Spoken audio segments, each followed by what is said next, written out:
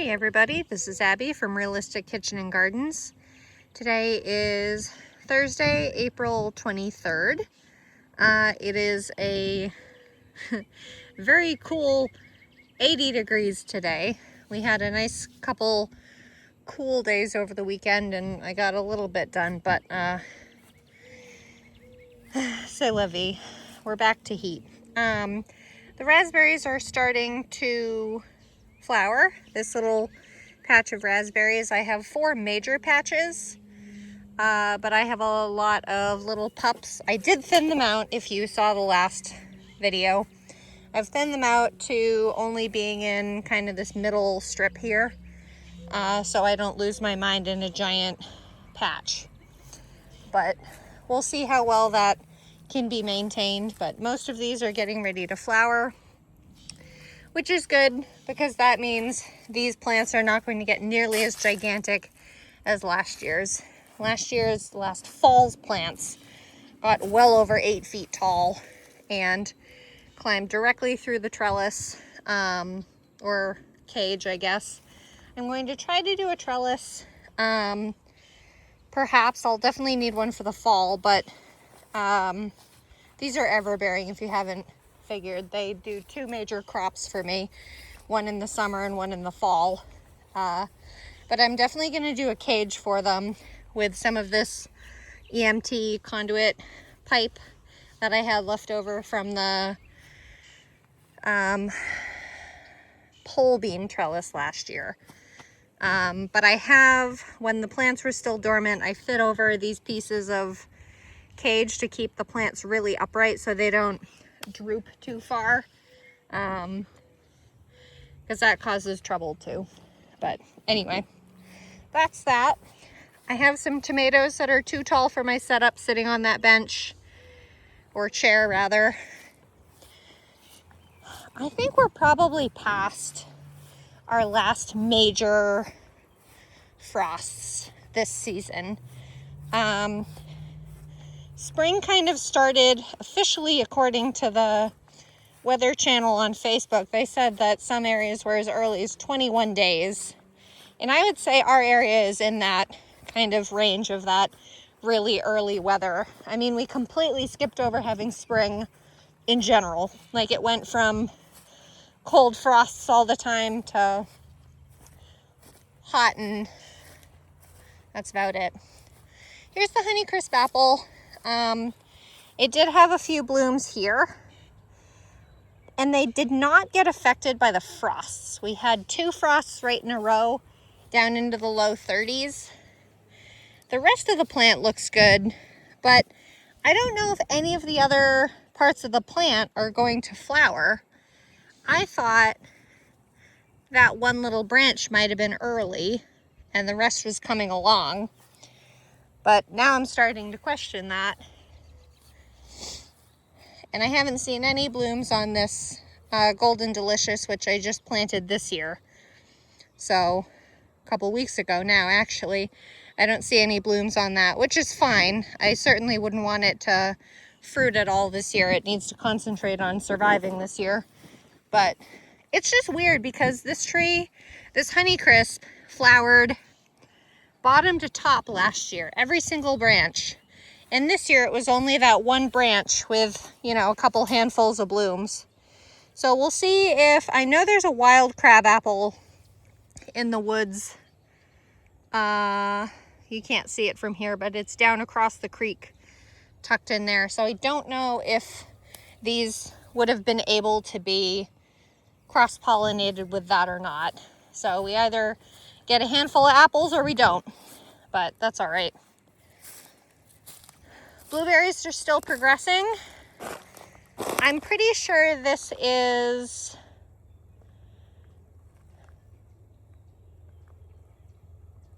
thought I heard something scurry underneath my fabric, but I think I'm just crazy.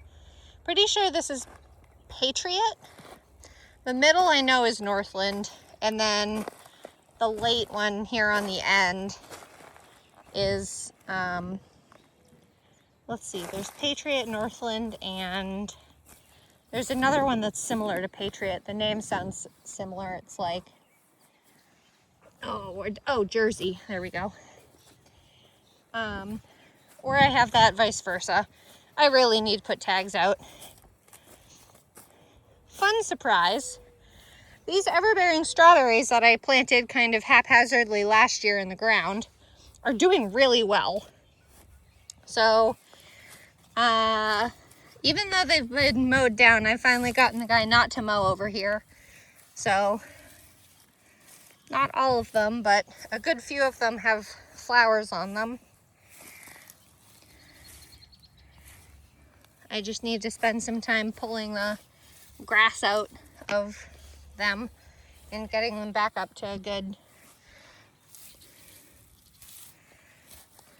state. This one will probably bear fruit first, if I had to guess. But got a good amount of work done in the garden this weekend, thanks to my husband. God, I've had no energy this spring. I don't know what the hell's going on. But I did blitz down, attempted to blitz down this green manure cover crop. I did post a picture yesterday, well, today is Thursday, but I post this on Friday. But for the Thursday morning post on Realistic Kitchens, I did post a picture of this because the crimson clover was starting to flower, which is fun. I've heard mixed information on terminating winter rye in the spring. Sometimes if you can get it at the right time and blitz it down, that'll terminate it. You don't have to fuss with it, but it looks like it's already starting to grow back a bit in places. So maybe I'll try to blitz it lower or what.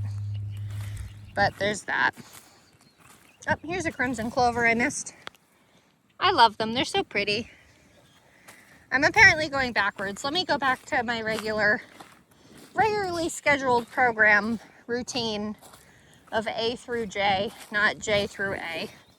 Mostly because I don't think I could say the alphabet backwards that properly. Oh, I should get you in the ground before you die.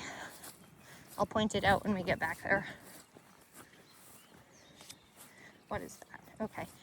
Still continuing to smother the all the weeds from last year in row A. This is where the majority of my cucurbits are going to go. Cucumbers, watermelons, cantaloupes. But this is the smothering result. Oh, hi, mouse, vole, mole, whatever the hell you are. But yeah, this is the result of the shade smothering and all that, so doesn't bother me. This spot will have to be manually blitzed up, I think. But I did a little bit of weeding here behind this trellis, so there were tons of new seedling violas. I have no names in my head today. I'm so sorry. This is going to be a good one. But I wanted to blitz them out so I didn't have 50 million violas also reseeding themselves, because that's the last thing I need. But here is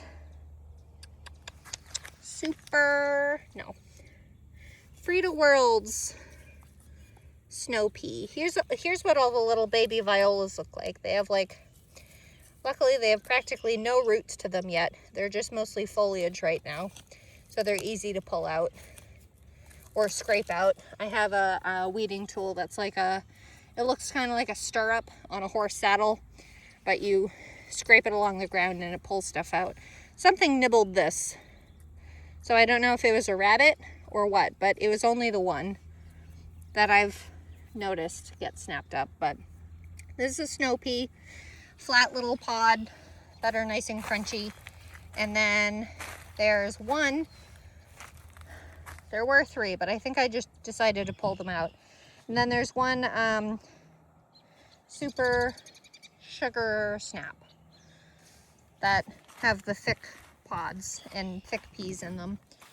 This is row B. This is going to be fallow this year, and I'm going to solarize it this year. I'm going to lay clear plastic on it, and it's basically going to smother, prevent water from getting in, and cook everything underneath the plastic. So that's going to make it most easy for me either next year or in the fall if I want to use it this fall. But we'll see. All the little tree swallows, I love them. Onions, still doing well. I should probably start trying to completely tamp. I don't want this bird to swat me in the head. I should probably try to tamp this black plastic down so that as the bulbs start to bulb, they will bulb over the plastic instead of underneath the plastic. Is that a rabbit turd? No, it's a berry of some kind. God only knows. So this is all Patterson onion on this half of a black plastic. All this is 4 bunches of Patterson from Dixondale Farms. And then there's a little bit of a empty space. I found why I couldn't find my tag last week for red wing red onion, because it had gone for an adventure. So there's the tag now. So these are all red onion. And then here onward is white sterling onion. The garlic is going absolutely bonkers this year, and it's fabulous. Oh, did you notice I got the grass cut? I had my husband pop in and cut it. I just couldn't get around to it myself, so I sent him out over the weekend too. Yeah, this garlic is crazy, and I don't think I can really tell the difference between the soft neck and the hard neck right now. I kind of expected there to be like an obvious difference, but like this is a Georgian Crystal, which is a hard neck that I saved, and I have not fertilized this garlic. So I'm really happy with the results so far. We'll see how they do. Garlic is usually a really easy keeper for me. Oh, I missed one. I had been out here pulling twins out and keeping the one larger one, but I guess I missed that one. Let me see. I think the soft neck starts. That one variety of garlic is super tall. I don't know what variety that is. Adonai looked small this year, which usually, oh, there's another set of twins. Adonai is usually really good. There's Ivan. So that's a clear, I think is that the first hard neck? Let's see the next tag. Yeah, that's the first hard neck, and the rest is hard neck. So this is all soft neck. So I guess you can kind of tell the difference. They are smaller, and the stalks aren't that small. I mean, this one's pretty good. This is Nootka Rose. The weird thing about this soft neck garlic, and maybe I just didn't separate the cloves enough, and that's the issue, but I've had multiples, so many multiples. Like there's 5 there, there's 3 big ones in there, 2 here, both are big, 3 here, all 3 are good size. So I don't know if it's the variety or if it's a soft neck thing or what, but, and then here's Lore's. Here is silver white. That's what that says. I need to redo that tag again too. The sun is a very powerful thing, and it will eat the tag away if you weren't aware. Silver white, and then this little tiny patch here. Where's the tag on screen?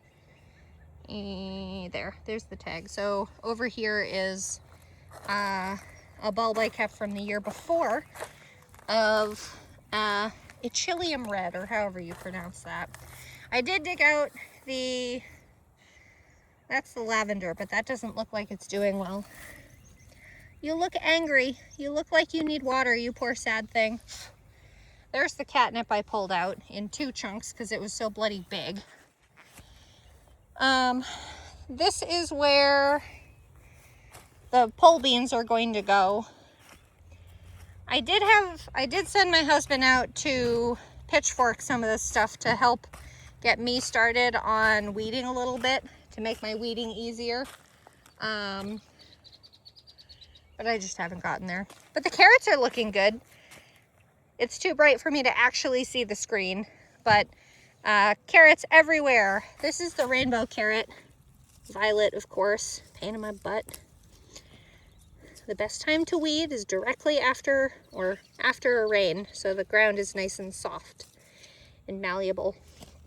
So lots of carrots. I should probably try to thin these out before they get much bigger so that they have the room they need to really spread out. I think carrots want at least 4 inches between them, so I'm gonna have to pick one carrot and go with it. But again, this is the rainbow blend from, I think it happens to be from Eden Seeds. So this is a really nice germination. If I can get, I think I may start doing only spring carrots, because I feel like my fall carrots do really poorly, and I feel like I waste a bunch of seed, a bunch of time, and a half a row. So if I can do this chaos seeding method with spring carrots and get pretty good germination, then I might as well do that, because I do a lot more fall brassicas than I do spring brassicas. So that would be a good trade-off. That would be fun. And then carrots can technically stay in the ground to be stored, but I think spring ones I'd probably pull in and store in that wet sand method in a barrel. And then Berlin carrot, which is straight orange, not a rainbow blend. This doesn't look like it germinated as well. Doesn't look bad, but definitely not as well as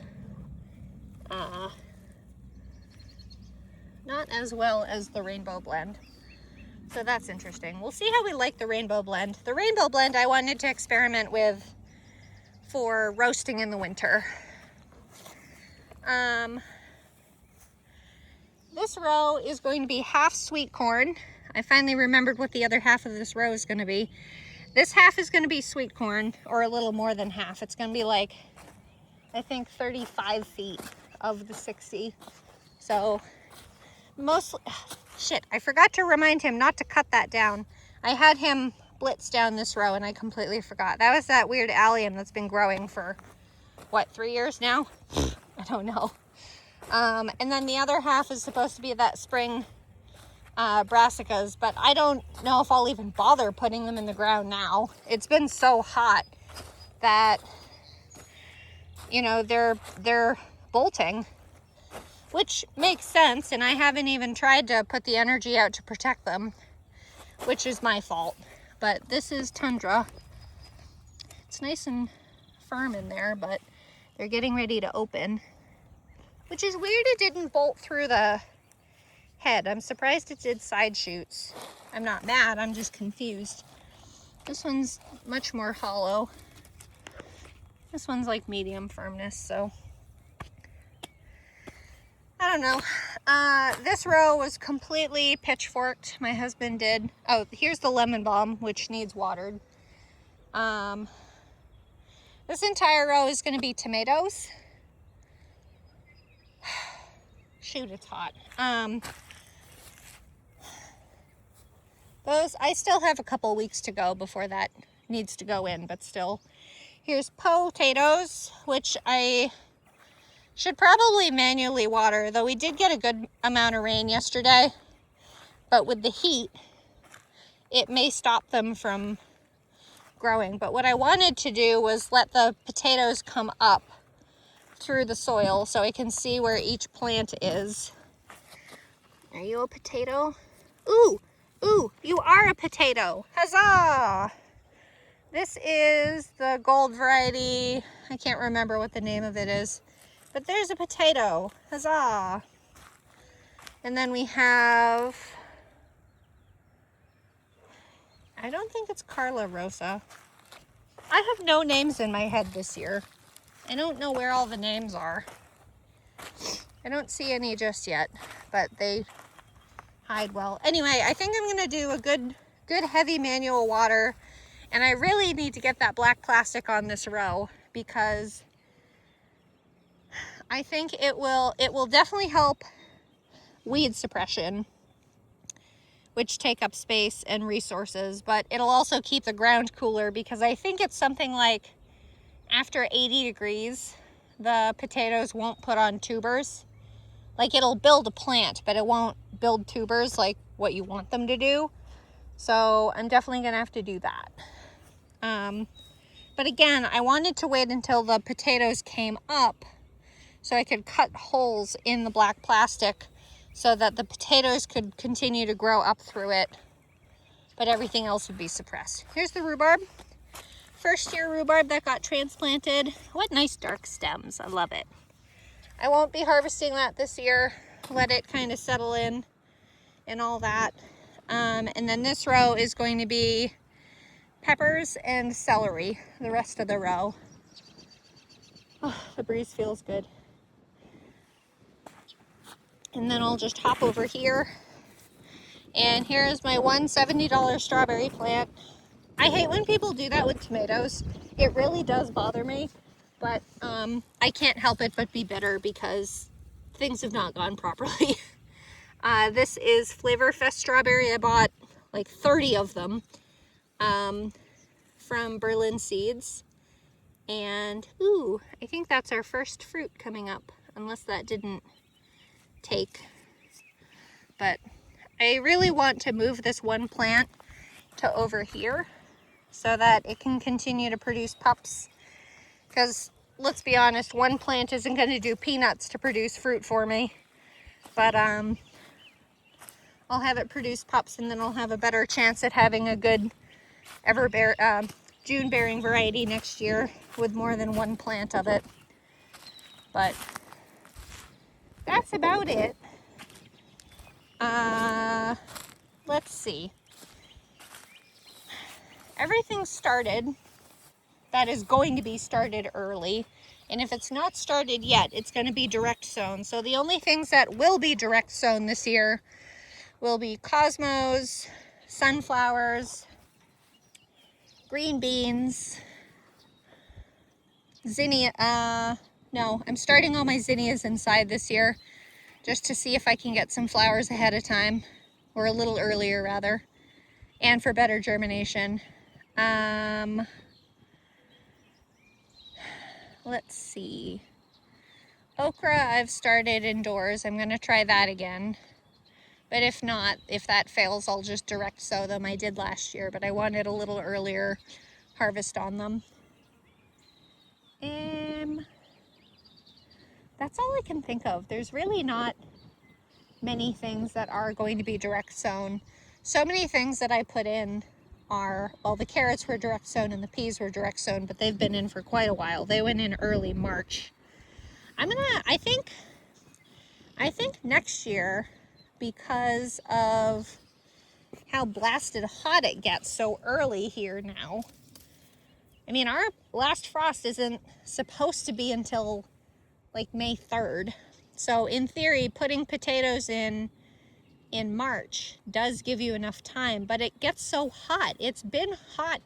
It's been in the 80s here easily at least a month long. So I'm almost thinking I may have to start putting my potatoes in maybe February. The thing is that we have clay soil, so you can really work it almost all year round unless we have a really, really cold, deep freeze. And potatoes are cold hardy. They'll tolerate a frost. The greens won't, but the potato inside the ground will tolerate a frost. And I got my potatoes in really late. They didn't go in until April like 9th. So that's also my bad. But you deal with what you get and you do what you can, and you have good years with some stuff and bad years with others, and yada yada yada. But anyway, if you like this kind of stuff, please like, comment, and subscribe for more, and follow along my Facebook page, Realistic Kitchen and Gardens, for most up-to-date shenanigans. Okay, thanks. Bye.